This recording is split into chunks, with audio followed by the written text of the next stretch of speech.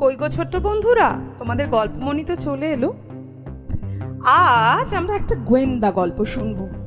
সর্প অঙ্গুরীয়, নিহার রঞ্জন গুপ্তের লেখা। কয়েকদিন থেকেই দেখছিলাম কিরিটি একটা জাল দলিলের রহস্য উদ্ঘাটনের ব্যাপারে বিশেষভাবে ব্যস্ত আছে। গতকাল সন্ধে থেকেই আকাশটা মেঘলা করে রয়েছে, একটা থমথমে গুমোট গরম, প্রাণ যেন হাঁপিয়ে উঠছে। একটা চেয়ারের ওপর বসে সামনেই একটা টিপয়ের ওপর একটা দলিল নিয়ে ম্যাগনিফাইং গ্লাসের সাহায্যে কিরিটি আত্মসমাহিত হয়ে আছে। আমি আপন মনে একটা ইংরাজি সাময়িক পাতার উল্টাচ্ছিলাম, বারবার প্রথম থেকে শেষ পর্যন্ত উল্টাচ্ছিলাম। এমন সময় সিঁড়িতে একটা দ্রুত পায়ের শব্দ পাওয়া গেল। কিরিটি দলিলটা থেকে চোখ না তুলেই বলল, শ্রীমান জংলি বাহাদুর।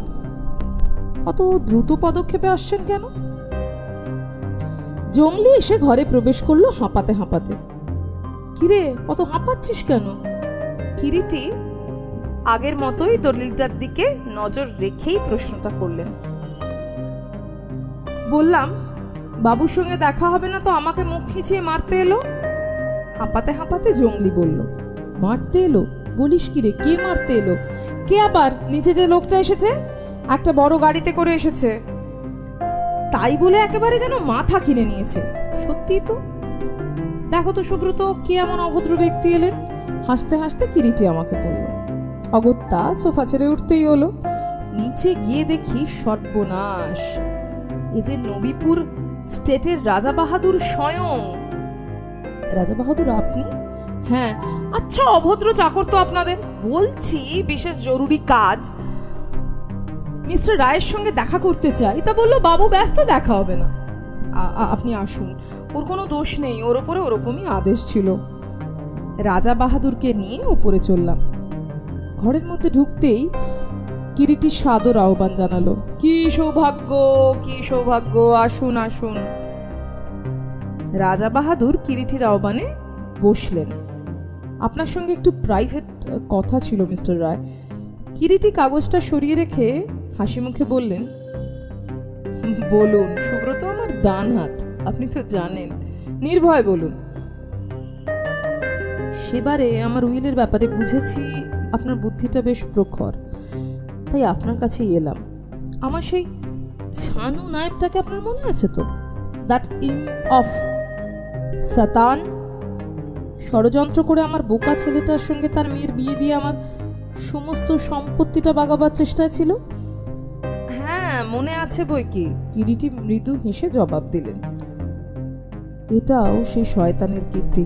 আমাদের বংশে একটা 5 পুরুষের সম্পত্তি আংটি ছিল, সাপ আংটি, সাপের দুটো চোখে হিরে বসানো। তার অবশ্য এমন কিছু হবে না, কিন্তু ওটাই আমাদের ঘরের লক্ষ্মী। আর কাপালিক আমাদের পূর্বপুরুষকে দান করেছিলেন এবং বলেছিলেন, ওই আংটি যত কাল আমাদের ঘরে থাকবে, আমাদের সৌভাগ্য লক্ষ্মীও তত কাল আমাদের ঘরে অচলা থাকবেন। বুঝতেই পারছেন? হ্যাঁ বলুন। সেই আংটিটা ওই শয়তান চুরি করেছে। চুরি করেছে? আংটিটা কোথায় ছিল? কোথায় আবার থাকবে? আমার ডান হাতের অনামিকাতেই ছিল। সহসা কিরিটি রাজা বাহাদুরের হাতের দিকে তাকিয়ে বলল, কিন্তু আপনার হাতের আংটিটা দেখছি এটা একটা ইমিটেশন, নকল আংটি। কাল রাত্রেই প্রথম টের পেলাম। ওকে আমি খুন করেই ফেলতাম, কিন্তু শেষ পর্যন্ত হাদা গঙ্গারামটার জন্যই পারিনি। ও বেড়া একেবারে বেঁকে বসেছে, ওই মেয়েকে ছাড়া আর কাউকে বিয়েই করবে না। তা বুঝলেন কি করে আংটিটা আসল নয় নকল? কিরিটির কথায় রাজা বাহাদুর যেন একেবারে খেপে গেলেন। তিরিক্ষি ভাবে বললেন, আসল আংটি আমি চিনি না, আর 24 বছর ধরে সে আংটিটা ব্যবহার করছি। দেখুন না। বলতে বলতে হাতের আঙুল থেকে আংটিটা খুলে কিরিটির সামনে এগিয়ে দিতে দিতে বললেন, সাপের চোখের পাথর দুটো কি হিরে? ওটা তো কাঁচ, সামান্য কাঁচ। কিরিটি আংটিটা তুলে নিয়ে দেখতে লাগলেন। আমিও আংটিটা ভালো করে দেখবার জন্য ঝুঁকে পড়লাম। আসল কি নকল জানি না, আংটিটা কিন্তু সত্যিই অপূর্ব। দুটো সাপ পরস্পরকে পেঁচিয়ে পেঁচিয়ে উঠেছে, একটা সাপের মাথা আর একটা সাপের মাথায় পাশাপাশি। দুটো সাপের বাইরের দিকে একটা করে চোখে পাথর বসানো। এটা নকল? হ্যাঁ হ্যাঁ, বললাম তো আপনাকে। তাছাড়া দেখুন না, আংটিটা দেখলেই বোঝা যায় একেবারে নতুন, ভিতরের দিকে একটুও ক্ষয় হয়নি। সত্যি রাজা বাহাদুরের কথাই ঠিক, শয়তানটাকে আমি ছাড়িনি, প্রাসাদেই আটকে রেখেছি। আমি স্থির নিশ্চিত ও ছাড়া আংটি আর কেউ নেয়নি, নিতে পারে না। ওর গহ্বর থেকে আংটিটা আপনাকে উদ্ধার করে দিতে হবে, যত টাকা আপনি চান আমি দেব। কিন্তু না না মিস্টার রায়, আপনি আর কিন্তু করবেন না, আংটিটা আমাকে উদ্ধার করে দিতেই হবে। ধরুন আপনার অনুমান যদি সত্যি হয়, নাইটজি যদি আংটিটা চুরি করে থাকেন, সেটা কি আর তিনি কাছে রেখেছেন? তার বাড়ি ঘর দৌড় সার্চ করে এটা দেখা উচিত ছিল। বাড়ি ঘর চাল চুলো আছে নাকি কিছু ওর? আমার প্রাসাদেই তো থাকে ফ্যামিলি নিয়ে। ও, তা ওকে জিজ্ঞাসা করেছিলেন?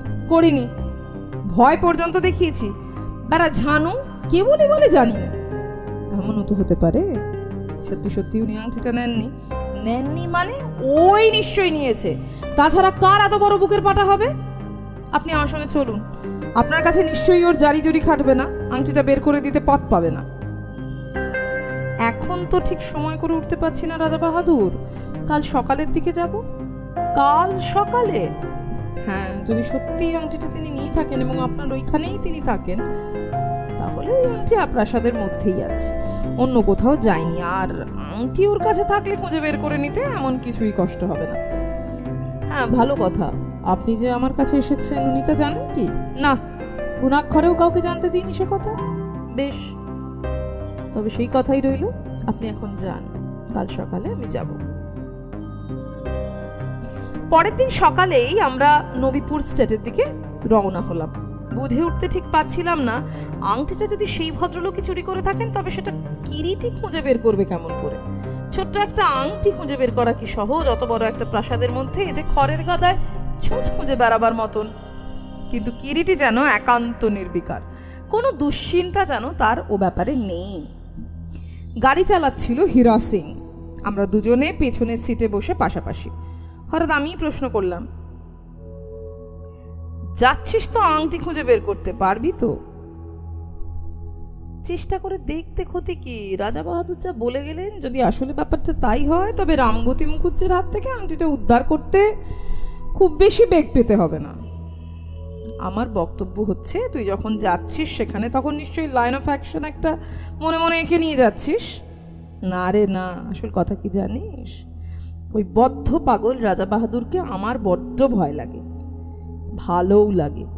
গতবারের সেই হুইল চুরি সংক্রান্ত ব্যাপারের পর থেকেই কেমন করে যেন ওর ওপরে আমার একটা দুর্বলতা জন্মে গিয়েছে। স্রেফ সেই দুর্বলতাই আমাকে আজকে নবীপুরে টেনে নিয়ে যাচ্ছে। তাছাড়া আর একটা কথা আছে, রাজা বাহাদুর যে সর্পঙ্গুরীয় এর কথা বললেন, সেই আংটিটার কথা বহুদিন আগে আমি একবার আমার বন্ধুর মুখে শুনেছিলাম।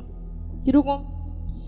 4 পুরুষ আগে চৌধুরী বংশের সনাতন চৌধুরী নবাবের দরবারে সামান্য টাকা মাইনে চাকরি করতেন। লোকটা দান ধ্যানে প্রচুর হাত ছিল। একবার এক কাপালিক নদীর স্রোত থেকে সনাতন চৌধুরী বাঁচান।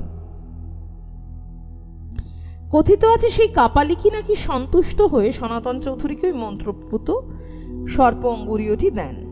সেই থেকেই চৌধুরী বংশের সৌভাগ্যের সূত্রপাত হয়েছে এবং কালক্রমে নবাব দরবার থেকে উনি রাজা উপাধি লাভ করেন। ওই সঙ্গে নবীপুরের জমিদারি চাকরান হিসেবেও লাভ করেন। তুই তো জানিস, মন্ত্রতন্ত্র আমি মানি না, বিশ্বাসও করি না, কিন্তু শুনেছি নাকি আংটিটা মন্ত্র প্রৎপুত এবং অদ্ভুত ক্ষমতাও আছে আংটিটার। তাই যদি আংটিটা খুঁজে পাওয়া যায়, একবার দেখার ইচ্ছে আছে। এতক্ষণে কিছুটা বোঝা গেল। তা এর পরের পদক্ষেপ কি? নবীপুর স্টেটে যখন এসে আমরা পৌঁছলাম, বেলা তখন অপরাহ্ন প্রায়। সে আমলের তৈরি প্রকাণ্ড প্রাসাদ, অতীত স্থাপত্য সবই দেখা যাচ্ছে, পুরনোর সাক্ষী দিচ্ছে। কাছারি বাড়িতেই রাজা বাহাদুর আমাদের জন্য অপেক্ষা করছিলেন। স্বাগত সম্ভাষণ জানালেন তিনি। বাইরে কাছারি ঘরে কর্মচারীরা সব কাজ নিয়ে ব্যস্ত। রাজা বাহাদুর আমাদের সঙ্গে করে নিয়ে একেবারে তাঁর খাস কামরায় উপস্থিত হলেন। 2-4টে কথাবার্তার পর রাজা বাহাদুর একসময় বললেন, আমি বলিনি কাল আপনাকে মিস্টার রায় ওই শয়তানটাই আমার আংটিটা চুরি করেছে? ইডিয়ট! রুনুটা আজ সকালে সে কথা স্বীকার করেছে। সত্যি? হ্যাঁ, ডাকাচ্ছি সেই গর্ধবটাকে, আপনি নিজেই জিজ্ঞাসা করে দেখুন না। ভৃত্যকে দিয়ে রাজা বাহাদুর তখনই তার একমাত্র ছেলে রনেন চৌধুরীকে ডেকে পাঠালেন। রনেন চৌধুরীর বয়স 23-24-এর বেশি হবে না, অত্যন্ত সুশ্রী চেহারা, তবে চোখে মুখে কেমন যেন একটা বোকা বোকা ভাব, দেখলেই অত্যন্ত গোবেচারা টাইপের বলে মনে হয়। বসুন রনেন বাবু। কিরিটি রনেন চৌধুরীকে বসবার জন্য বললেন। রনেন একটা খালি চেয়ার টেনে নিয়ে বসলেন। তারপরই কিরিটি রাজা বাহাদুরের দিকে তাকিয়ে বলল, যদি কিছু মনে না করেন রাজা বাহাদুর, আমি ওকে আপনার অনুপস্থিতিতে কয়েকটা কথা জিজ্ঞাসা করতে চাই। বেশ, করুন। বলতে বলতে হঠাৎ ছেলের দিকে তাকিয়ে রাজা বাহাদুর বললেন, নাও লিসেন, যদি মিস্টার রায়ের কাছে কোনো কথা গোপন করবি তো একসঙ্গে তোকে আর তোর ওই ইডিয়ট শ্বশুরকে গুলি করে মারবো, পাশাপাশি দাঁড় করিয়ে, মনে থাকে যেন। অতঃপর রাজা বাহাদুর চলে গেলেন। কিরিটি 2-4টে অন্য কথার পর কুমার বাহাদুরকে সোজা একেবারে বলল, আপনি বোধহয় শুনে থাকবেন কুমার, আপনাদের বংশের সমস্ত সৌভাগ্যের মূল সর্পঙ্গুরীয়টি আপনার বাবার আঙুল থেকে কিছুদিন আগে চুরি গেছে। জানি, মৃদু কণ্ঠে জবাব দিলেন কুমার। এও নিশ্চয়ই জানেন আপনাদের বংশের অনেকখানি প্রেস্টিজ ওই সাপ আংটির সঙ্গে জড়িয়ে আছে। জানি। আবার আগের মতন ছোট্ট জবাব, আপনার বাবা মানে রাজা বাহাদুরের ধারণা আপনাদের নায়েব রামগতি বাবুই নাকি। জানি, কিন্তু সে সম্পর্কে আপনার কি ধারণা সেটুকুই কেবল আপনার কাছে আমি জানতে চাই। আংটিটা তিনি নিয়েছেন, তবে এটা বুঝতে পারছি না কি করে তিনি নিলেন বাবার হাত থেকে আংটিটা। আপনার বাবার শোবার ঘরে কি ওর যাতায়াত ছিল? হ্যাঁ, তা কখনো সখনো জানবই কি, তবে যে সময় আংটিটা চুরি গেছে বলে বাবার ধারণা, তার মাসখানেক আগে থাকতেই তো তিনি ডান পাটা ভেঙে শয্যাশায়ী হয়ে আছেন। শয্যাশায়ী হয়ে আছেন? ডান পা ভেঙে? কিরিটি হঠাৎই পাল্টা প্রশ্ন করে। হ্যাঁ, মাস দেড়েক হবে। হঠাৎ একদিন দোতলার সিঁড়ি থেকে নামতে গিয়ে পা স্লিপ করে পায়ের হাড় ভেঙে যায়, সেই থেকেই তিনি পা প্লাস্টার করে শয্যাশায়ী হয়ে আছেন। কোথায় তিনি থাকেন? শুনেছি আপনাদের এই প্রাসাদের মধ্যেই নাকি তিনি। হ্যাঁ, প্রাসাদের উত্তর মহলে তিনি থাকেন। একটা কথা কুমার বাহাদুর, আপনি জানলেন কি করে যে আংটিটা তিনি নিয়েছেন? গতকাল সন্ধে আমি বাবার সম্পর্কে প্রশ্ন করায় বললেন যে আংটিটা নাকি তার কাছেই আছে। আমাদের বিয়ের দিন তিনি আমাকে সেটা আবার ফিরিয়ে দেবেন। আর একটা কথা, যদি কিছু মনে না করেন কুমার বাহাদুর, তো জিজ্ঞাসা করি। করুন। রামগতি বাবুর মেয়েটিকে কি সত্যিই আপনি বিয়ে করতে চান? হ্যাঁ, মিনুকে আমি ভালোবাসি, কিন্তু বাবা মত দিচ্ছেন না কিছুতেই। তার অমতের কোনো কারণ আছে বলে আপনার মনে হয়? বাবা বলেন বংশে ওরা আমাদের থেকে ছোট, কিন্তু আজকাল সব ব্যাপার কেউ মানে নাকি। আচ্ছা, আপনি এবার যেতে পারেন। কুমার রনেন এরপর নমস্কার জানিয়ে ঘর থেকে বেরিয়ে গেলেন। রাজা বাহাদুরের সাহায্যেই পথ চিনে আমরা উত্তর মহলে রামগতি বাবুর বাড়িতে গিয়ে তার ঘরে ঢুকলাম। ঘরখানা বেশ বড় এবং বেশ মূল্যবান সাজসজ্জায় সাজানো। একটা পালঙ্কের ওপর রামগতি বাবু শুয়েছিলেন এবং তার মাথার ধারে বসে অপরূপ সুন্দর একটা মেয়ে তাকে বই পড়ে শোনাচ্ছিল। বুঝলাম ওই কিশোরী রামগতি বাবুর মেয়ে এবং কুমার বাহাদুর ওই কিশোরীকেই বিয়ে করতে চায়। আমার ঘরে প্রবেশ করার সাথে সাথেই কিশোরী নিঃশব্দে ঘর থেকে বেরিয়ে গেল। রামগতি কিরিটিকে চিনতে পেরেছিলেন এবং পারেক মাত্র কিরিটির মুখের দিকে তাকিয়ে বললেন, কিরিটি বাবু, আসুন আসুন, কি সৌভাগ্য। শেষ পর্যন্ত রাজা বাহাদুর আংটির ব্যাপারে আপনাকে টেনে নিলেন, কিন্তু কি প্রয়োজন ছিল বলুন তো? রুনুকে তো আমি বলেইছি কাল আংটিটা আমার কাছেই আছে, বিয়ের দিনই সেটা ফেরত দেব। কিন্তু এটা কি আপনার নিছক জুলুম হচ্ছে না রামগতি বাবু? জুলুম? বলুন শঠে সাঠং। বুড়োকে এবার বাগে এনেছি, বিয়ে দাও, আংটি নাও। বলছেন আমি জুলুম করছি, কিন্তু জুলুম আমি করিনি, করছেন উনি। এতকাল সকলে জেনে এসেছে মিনুর সঙ্গেই কুমারের বিয়ে হবে, হঠাৎ আজ উনি বেঁকে বসেছেন। এত কাণ্ডের পর এই বিয়ে না হলে আমার মেয়েটার কি অবস্থা হবে সে কথা একবার উনি ভাবছেন না? আংটি আপনি ফেরত দিয়ে দিন রামগতি বাবু, আমি কিরিটি কথা দিচ্ছি বিয়ে যাতে হয় আমি তা করব, বিশ্বাস করি না মশাই। ওই বাস্তু ঘুঘুকে একবার হাতের মুঠোর মধ্যে যখন এনেছি তখন কার্যোদ্ধার না হওয়া পর্যন্ত সে বস্তু আমি ফেরত দেব না। আমি বলছি তাতেও না, না স্বয়ং ভগবান এসে বললেও না। এই আপনার শেষ কথা? হঠাৎই কিরিটির কণ্ঠস্বরটা যেন কঠিন হয়ে ওঠে।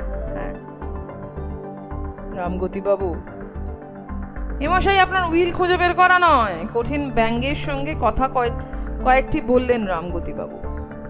এবং আমারও সংকল্প শুনুন, আংটিটা না নিয়ে এ ঘর থেকে আমি বেরোচ্ছি না। গম্ভীর কণ্ঠে কিরিটি কথা জানালেন। বটে, বেশ চেষ্টা করে দেখুন তাহলে। কিরিটি রামগতি বাবুর কথার আর কোনো প্রত্যুত্তর না দিয়ে সোজা গিয়ে ঘরের একধারে যে খালি চেয়ারটা ছিল সেটার উপরে গিয়ে বসে পড়লেন এবং একান্ত নির্বিকারভাবেই পকেটে চামড়ার সিগারেট কেসটা বের করলেন, হাত দিলেন পকেটে, সিগারে আগুন জ্বালালেন। তারপর আগা গোড়া সমস্ত ব্যাপারটা কেমন যেন কটু ও তিক্ত মনে হলো। ঘরের আবহাওয়াটাও যেমন কেমন যেন থমথমে হয়ে উঠল। কিরিটি একান্ত নির্বিকার ভাবে বসে সিগারেট থেকে ধূমপান করছে, চোখ দুটো মোজা। আমি যেন কেমন একটা বিহ্বল হয়ে পড়লাম এবং বলতে লজ্জা নেই বোকার মতোই ফ্যাল ফ্যাল করে ঘরের চারপাশে তাকাতে লাগলাম। আগেই বলেছি ঘরটা বেশ সুন্দরভাবেই বহু দামি জিনিসপত্রে সাজানো, দুখানা দামি কাউচ, একটা আয়না বসানো, আলমারি, একটা দেরাজ, একটা লোহার সিন্দুক। ভাবতে লাগলাম নিজের অজ্ঞাতেই রামগতি বাবু কোথায় অঙ্গুরীয়টা লুকিয়ে রাখতে পারে, সেটা কোথায় রাখা সম্ভব। হঠাৎ এমন সময় সে কিশোরী মেয়েটা এক কাপ দুধ নিয়ে ঘরের মধ্যে ঢুকলো এবং বরাবর বাপের বিছানার সামনে এসে ঠান্ডা গলায় বলল, আপনার দুধ। এখন থাক মা, খিদে নেই। সেই কখন খেয়েছেন? এখনো খিদে হয়নি বাপ। না মা থাক, তুই বরং পানের ডিবেটা দিয়ে যা। কিশোরী দুধের কাপটা সামনের টিপয় নামিয়ে রেখে দূরেই দেরাজের ওপরে রাখা পানের ডিবেটা বাবের হাতে এনে তুলে দিল। দেখলাম রামগতির পান খাওয়ার অভ্যেসটা বেশ ভালোই আছে। দাঁত, মাড়ি, ঠোঁট অবস্থা দেখলেই বোঝা যায় লোকটা একজন পাক্কা পানখোর। ডিবে থেকে গোড়া পাঁচেক পান মুখের মধ্যে ঠেসে দিয়ে বালিশের গায়ে হেলান দিয়ে বেশ আরাম করে উঠে বসে বালিশের তলা থেকে হাতড়িয়ে একটা হাতির দাঁতের চৌকো জর্দার কৌটো থেকে বেশ কিছুটা জর্দাও মুখে পড়ল। আয়েশের সঙ্গে পান চিবোতে চিবোতে জর্দার কৌটো থেকে আরো খানিকটা জর্দা বের করে আলগোছে মুখগহ্বরে ফেলে কিরিটির দিকে তাকালাম। দেখি কিরিটি আর চোখে তীক্ষ্ণ দৃষ্টিতে তাকিয়ে আছে রামগতির দিকে। মিথ্যে কষ্ট করছেন রায়মশাই। হঠাৎ রামগতির কণ্ঠস্বরে চমকে ফিরে তাকালাম ভদ্রলোকের মুখের দিকে। অদ্ভুত এক ব্যঙ্গ আর কৌতুক মিশ্রিত চাপা হাসির গর্বোচ্ছ্বাস যেন পরিষ্কার হয়ে উঠেছে রামগতির মুখে। রামগতি আবার বলতে লাগলেন, তার চাইতে রাজা বাহাদুরকে গিয়ে বলুন তাড়াতাড়ি ব্যাপারটা চুকিয়ে দেবো, আংটি তিনি পেয়ে যাবেন। রামগতির কথার কোনো জবাব না দিয়ে কিরিটি একেবারে কিশোরীর দিকে তাকিয়ে বলল, এদিকে এসো তো। কিশোরী এগিয়ে গেল কিরিটির দিকে। কি নাম তোমার? মিনু রানী। তোমাদের মহলটা আমাকে একবার ঘুরিয়ে দেখাবে মিনু রানী? মিনু বাবার মুখের দিকে তাকালো। জামা ঘুরিয়ে দেখিয়ে নিয়ে রামগতির মেয়ের মুখের দিকে তাকিয়ে অনুমতি দিলেন। চলুন আয় সুব্রত, মহলটা একবার ঘুরে দেখে আসা যাক। মিনুকে সঙ্গে করে আমরা দুজনে দরজার দিকে এগোলাম। হঠাৎ পেছন থেকে রামগতির গলা শোনা গেল, বেড প্যানটা ঠিক আছে তো মা বাথরুমে?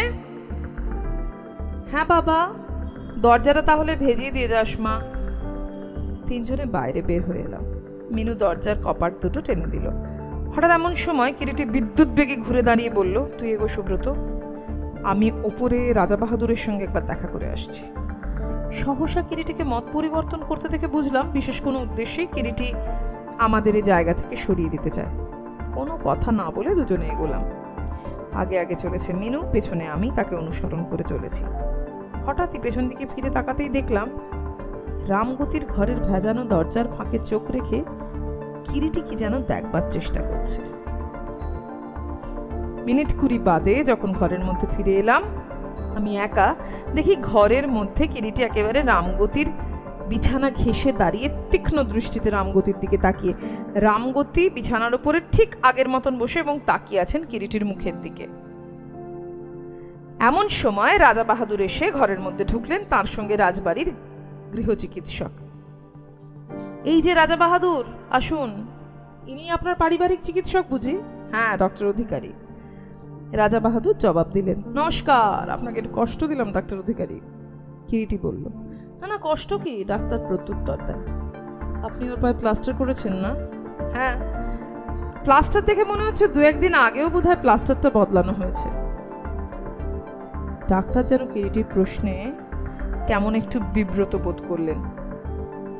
একটা ঢোক গিলে মৃদু কণ্ঠে বললেন, হ্যাঁ, 3 দিন আগে প্লাস্টারটা বদলে দিয়েছি। পায়ের ফ্র্যাকচার সেট হয়ে গিয়েছে?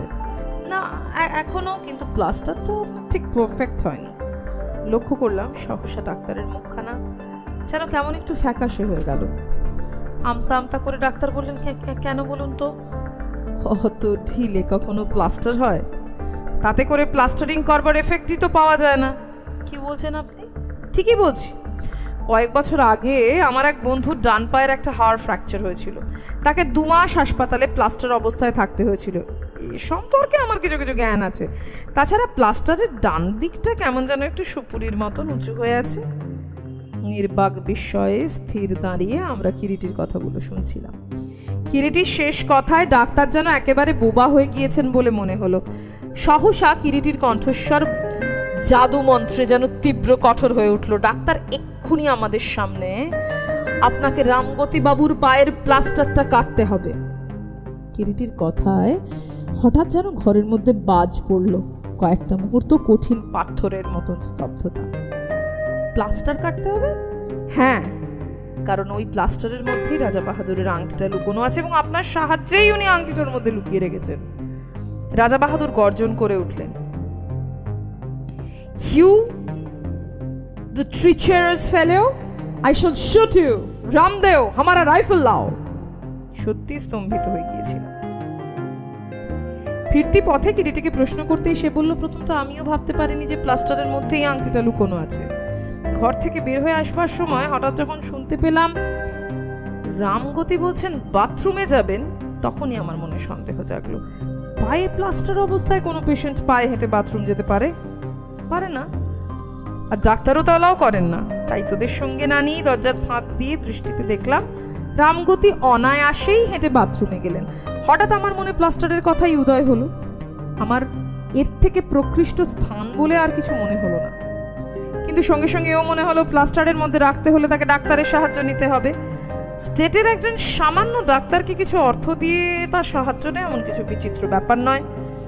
সর্বোপরি ঘরের মধ্যে প্রবেশ করে রামগতির পায়ের প্লাস্টারটা ঢিলে দেখেও ও নজর দিয়ে একটা জায়গায় উঁচু দেখতে পেয়ে প্লাস্টারের সম্বন্ধে আমার সন্দেহ ঘনীভূত হলো। অবিলম্বে রাজা বাহাদুরকে ডাকিয়ে ডাক্তারকে ডাকতে পাঠালাম এবং স্থির করলাম সোজা একেবারে ডাক্তারকে চার্জ করব। সত্যি সে যদি অপরাধী হয় তবে সে আমার চোখকে ফাঁকি দিতে পারবে না।